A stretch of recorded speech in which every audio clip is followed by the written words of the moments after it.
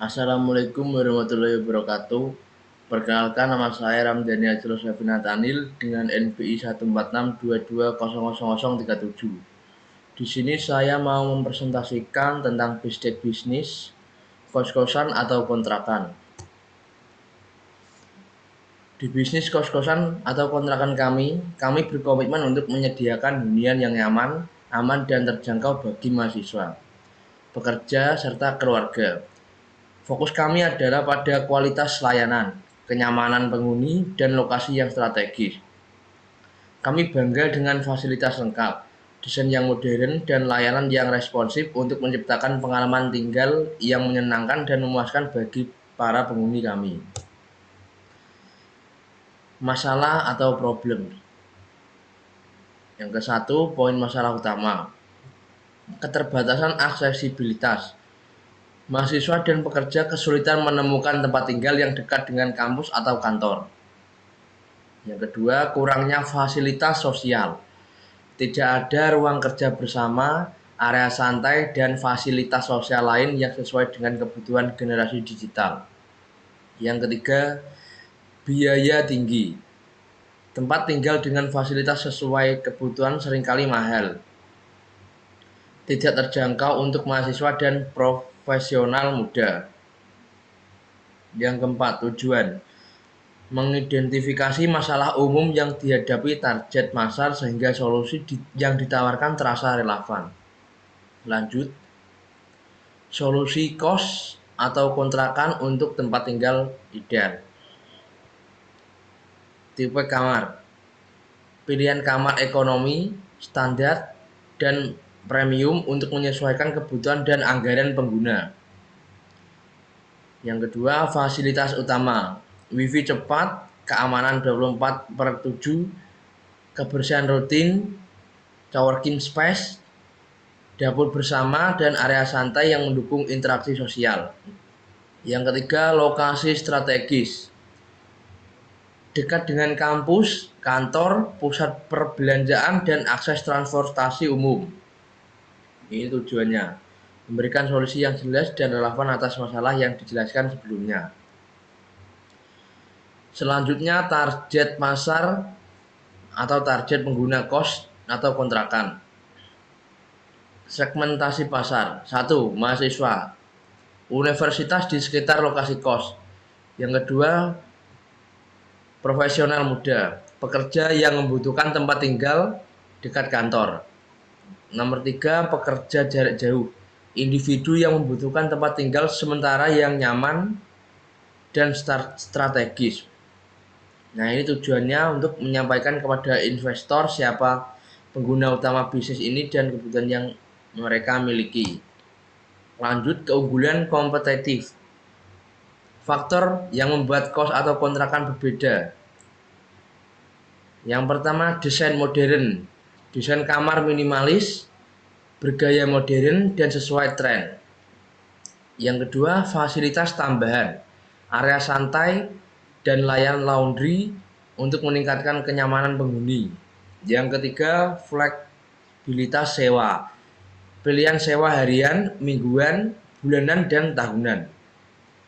Yang terakhir, aplikasi mobile untuk reservasi, pembayaran, dan permintaan layanan tambahan yang memudahkan pengguna.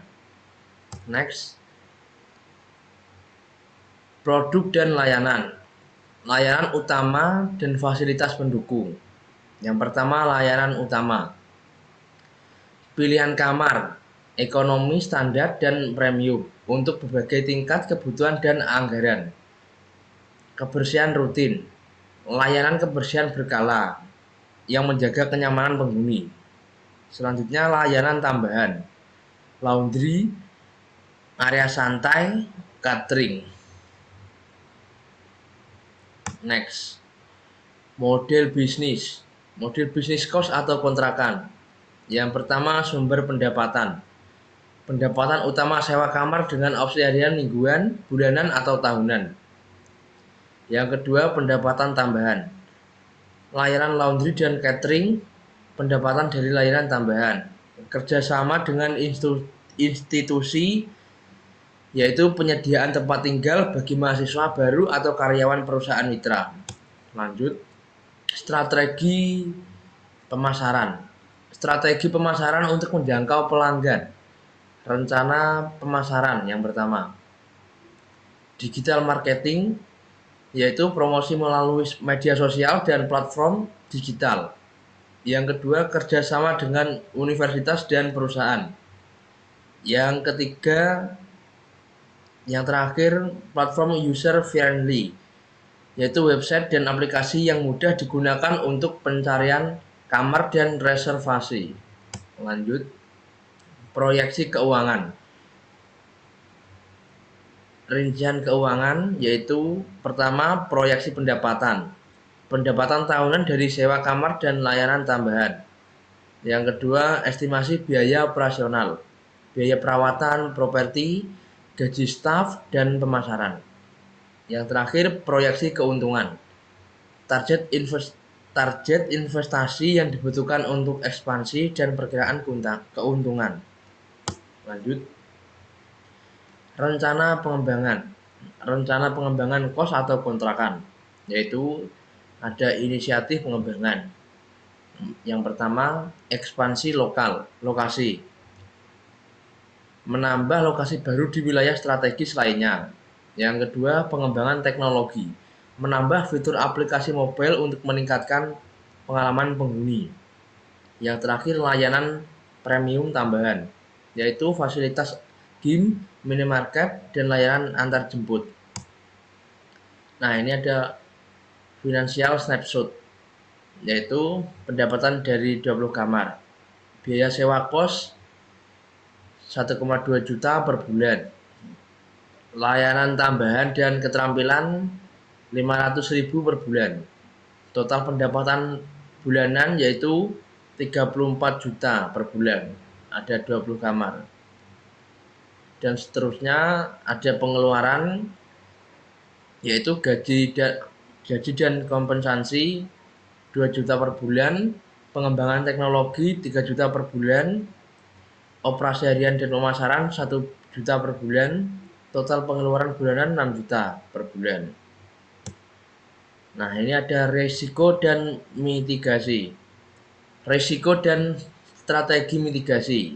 Yang pertama, potensi risiko, yaitu ada fluktuasi permintaan,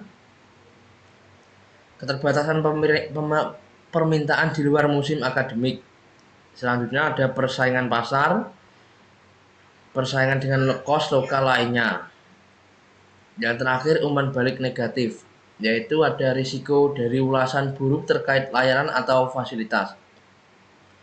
Selanjutnya yaitu strategi mitigasi.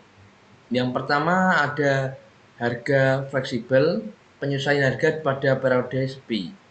Yang kedua, branding kuat, memperkuat branding dan layanan unik.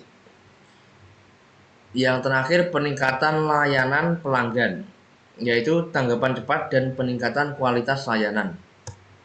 Nah, ini ada tim inti, founder dan CEO, yaitu Bayu. Pengalaman lebih dari 10 tahun di bidang startup, dari 10 tahun di bidang startup dan properti. Peran mengarahkan visi dan strategi bisnis. Selanjutnya ada COO dan manajer properti, yaitu Noval. Pengalaman 7 tahun di manajemen properti, peran mengelola operasi harian dan manajemen properti. Selanjutnya CTO, yaitu Wahyu. Pengalaman 5 tahun di pengembangan aplikasi mobile, peran mengembangkan dan memelihara aplikasi Costco. Yang terakhir ada penasihat Andika, yaitu ada keahlian konsultan properti berpengalaman. Peran sebagai memberikan saran strategis. Oke, sekian dari saya, kurang lebihnya mohon maaf. Wassalamualaikum warahmatullahi wabarakatuh.